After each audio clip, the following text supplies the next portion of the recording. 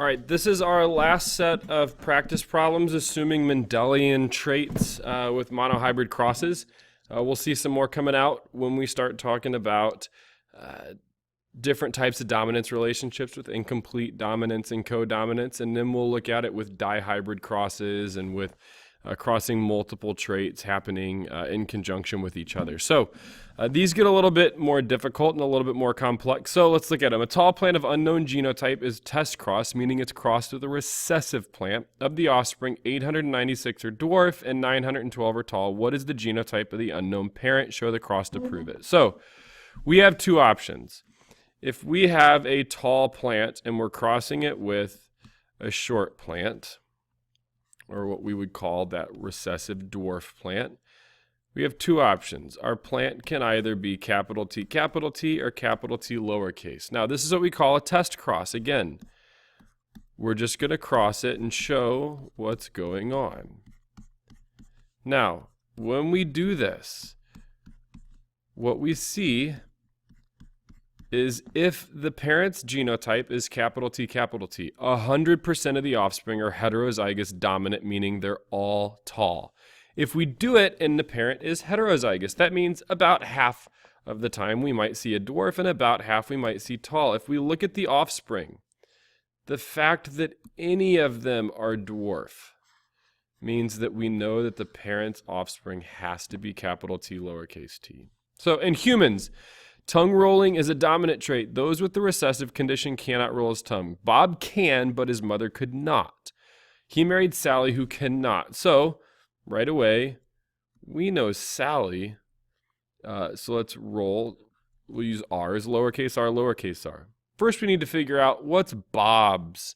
Well, Bob's mom couldn't, and Bob can. So we know Bob's dad must have passed on something. So when we do that, we know that Bob, if he can roll his tongue, has to be heterozygous. So if we know Bob is heterozygous and we know Sally is homozygous recessive, now what we want to do is figure out if their first child will not be able to roll their tongue, which would be heterozygous. So we're going to come here and we're going to cross Bob with Sally and see what happens. So when we do this, what we end up with is these become our heterozygous recessive, which means non-roller. So there is a 50% chance that their first child is going to be born and not be able to roll their tongue. In goats, a recessive gene causes the goat to faint when they're startled. A farmer breeds two goats that have never fainted, and their first offspring faints. Fainting is recessive. 2 days after its birth. What must the parents' genotypes be? So, first of all, they have never fainted. So we're going to use F. If they've never fainted, we know that they must have that dominant allele.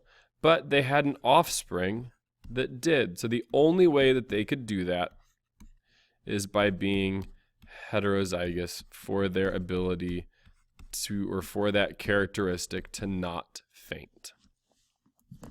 What are their genotypes needed to have or to result in 100% fainting goats? Well, if that's recessive, then the only way that they're going to be able to have 100% of the offspring that are going to be that recessive is for both of the parents to be recessive.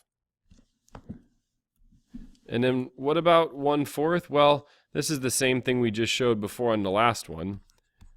If it's 1/4, that means that that's the only trait, and the other one is going to be our dominant, which would give us a Punnett square, and a cross that would look like this. So the parent offspring, or the parent genotypes, would have to be heterozygous. In guinea pigs, black eyes are dominant to red eyes. A male guinea pig that is heterozygous is crossed with a female that's red-eyed. What are the expected phenotypes of their offspring and in what proportion? So black eyes dominant to red eyes. So heterozygous for his black eyes is crossed with red eyes. Now again, I'm going to use B.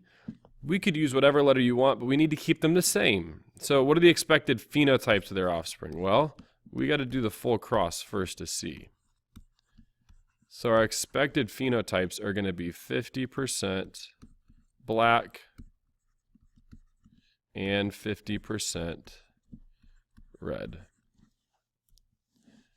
Out of 100 offspring, 52 have red, 42 have brown. What are the probable genotypes and phenotypes of the parents? Well, if it's going to be half and half, then we're going to look at what we just did, right? Because this is 50-50. So we would expect the parents to be what we just showed, which is capital B, lowercase b, heterozygous brown, and recessive red. Then what about 75% black-eyed crossed with a heterozygous black-eyed parent? Well, we should immediately be able to kind of clue in because we've seen it now so many times.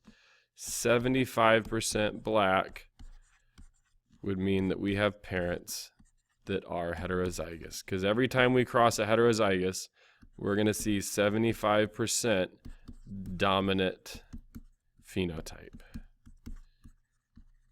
Hopefully this helped. Look forward to some more coming once we get going into the other types of dominance relationships.